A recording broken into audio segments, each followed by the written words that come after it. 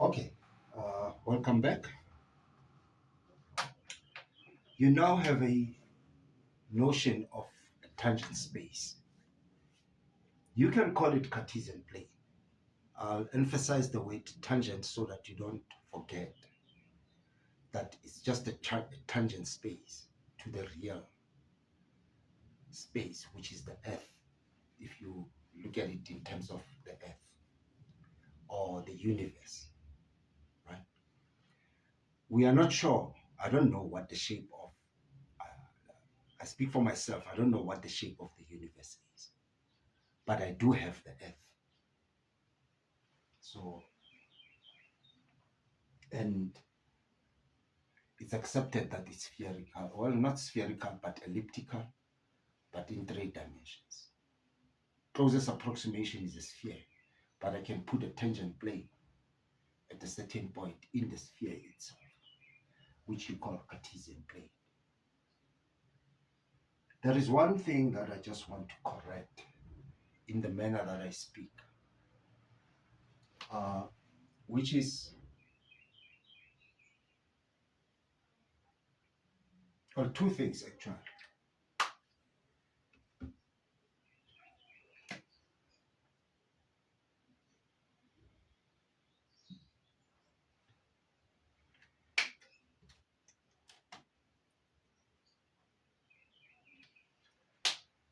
Right, this is lecture 2, in the manner that I speak.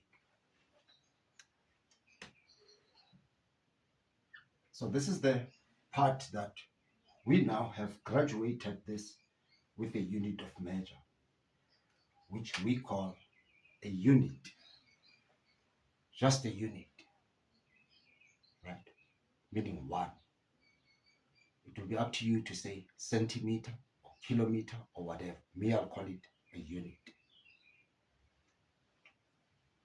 Now, we chose to call this axis now so that we can visually see the representation of that tangent space, right? With just these two lines.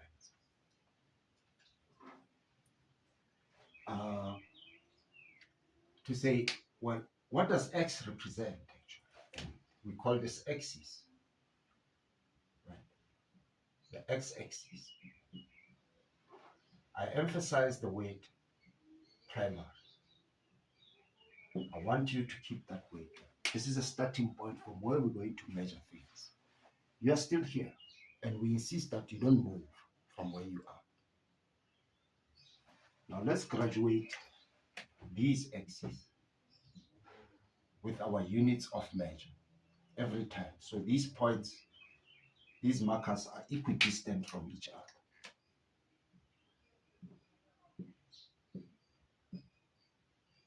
And we have a notion of numbers that we can bring 4 of these units to make up this form. And we want to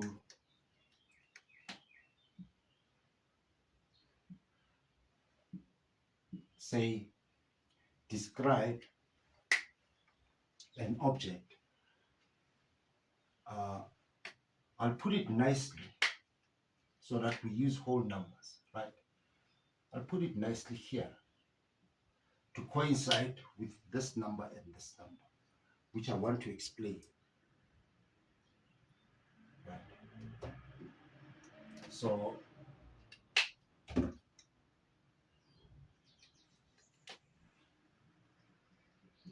I drop a line which I want to explain. This line must not confuse you, but it's going to play a key role in certain concepts. We describe an object that is here, right? This is where the object is. Whatever the object is, it's stationary, and you are stationary at your point of origin, which is exactly where you are. Now you have a notion of how far it is away from you. Let's suppose that it's 3 units away from you in this direction of the primary axis. Right? And now But the point is not here. The object is not here. The object is here. So you want to know, well, how far is it in the other direction? Because you've got the primary, and I call this one the secondary axis.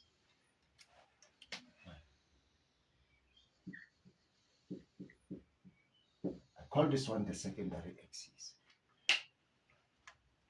You also have to start from this point and measure where it is.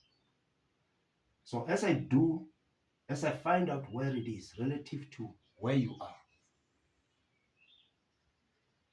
I find that it's 4 units in this direction and 3 units in this direction. Now, because this is the primary, I start using the primary all the time. That's my starting point. That's my starting axis. That I can give this guy a number, this point, a number, starting with 3.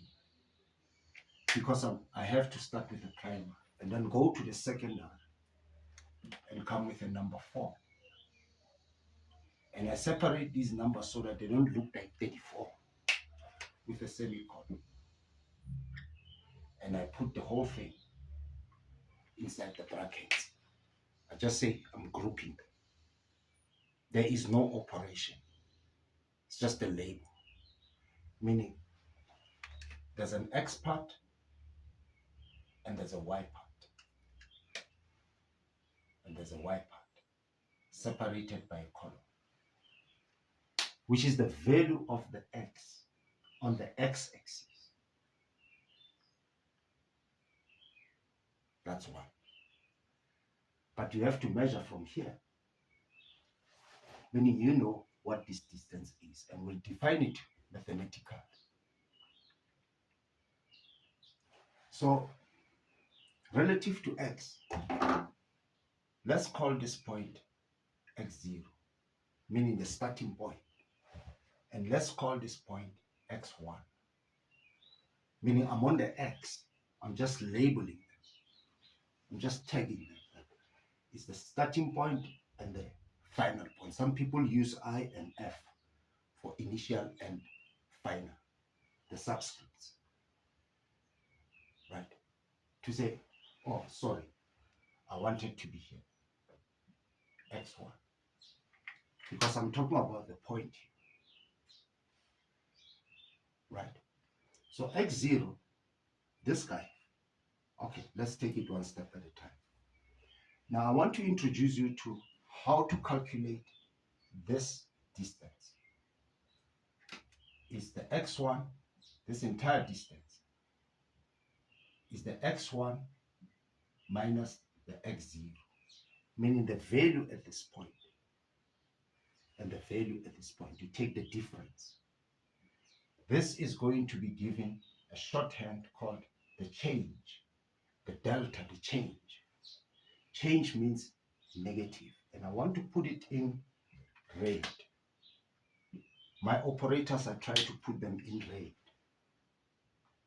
They are arithmetic operators. I'm literally subtracting 2 numbers, 3 and 0. Right? In the X direction, in the X-axis. Now,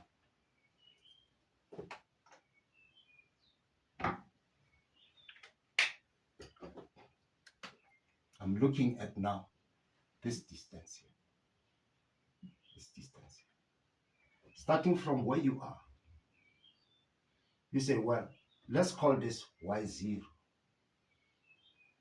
Exactly this point again. Because that's where you are.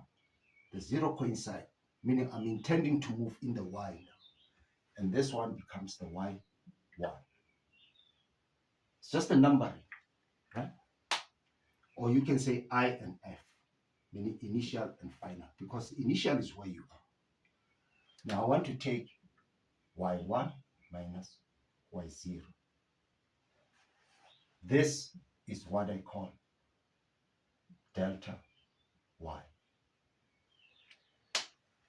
You are confused by my writing at this point in time to say, why don't you write this side or this whole difference this side. Well, I say, go and stand on the other side of the board, and I do nothing. I change nothing. And read this for me. You will be reading, it says, delta x is equals to the difference. Delta x is equals to the difference. That's the importance of understanding the equality sign. The equality is not saying that I must perform this calculation. The operator is the one that says I must perform this calculation. And whatever I come up with, I compare. It's a comparative symbol. It's comparing something with something. And it's saying they're the same. It's not an operator. It's relating. It's a relational symbol. Okay? That is key.